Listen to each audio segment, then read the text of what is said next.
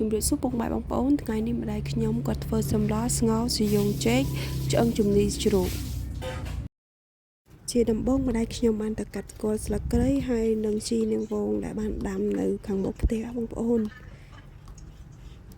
យើងកាត់គល់ស្លឹកគ្រៃដើម្បីដំដាក់ក្នុងសម្ល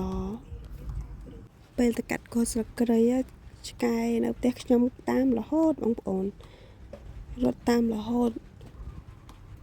ខ្ញុំមានដើមឃ្លោកដើមសំតោដើមតឡាច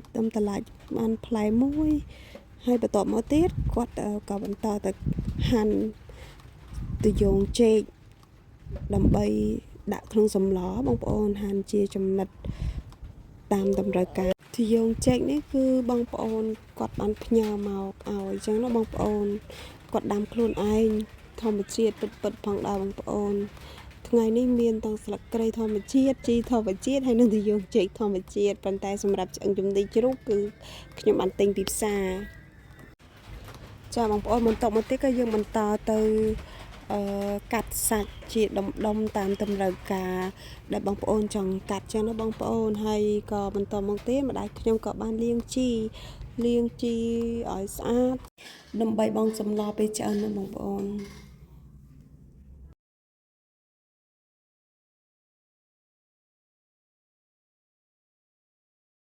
តមកទៀតយើងដាំខ្ទឹមចិញ្ច្រាំឲ្យម៉ត់រួចយើងទុកមួយឡែកយើងដាក់ឆ្នាំងឲ្យក្តៅយើងចាក់ប្រេងសណ្តែកចូលបន្ទាប់មកយើងដាក់ជីដូចជាស្លឹកគ្រៃខ្ទឹមចិញ្ច្រាំហើយនិងស្លឹកក្រូចបងប្អូន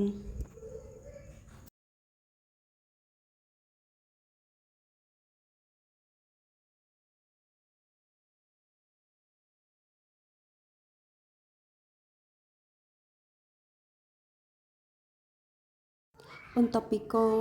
ស្លឹកគ្រៃស្លឹកក្រូចហើយបន្ទាប់មកយើងក៏ចាក់ឆ្អឹងជំនីជ្រូកចូល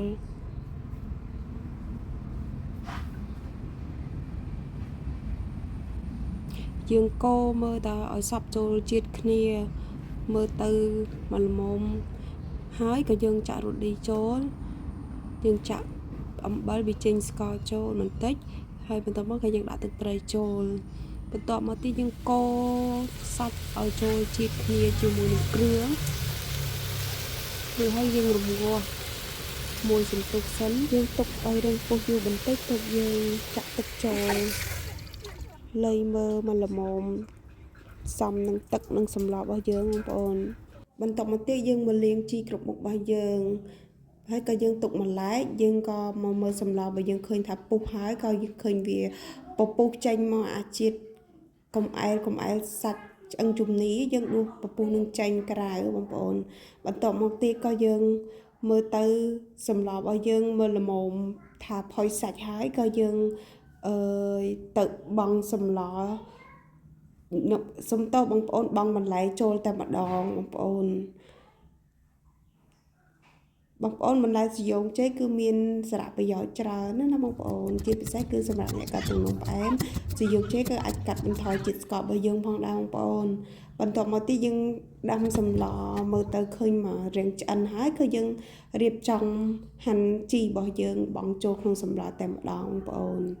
សូមអរគុណបងប្អូនសម្រាប់ការទស្សនាវីដេអូរបស់យើងខ្ញុំសូមបងប្អូនជួយចុច like និងជួយចុច subscribe ដល់វីដេអូខ្ញុំផង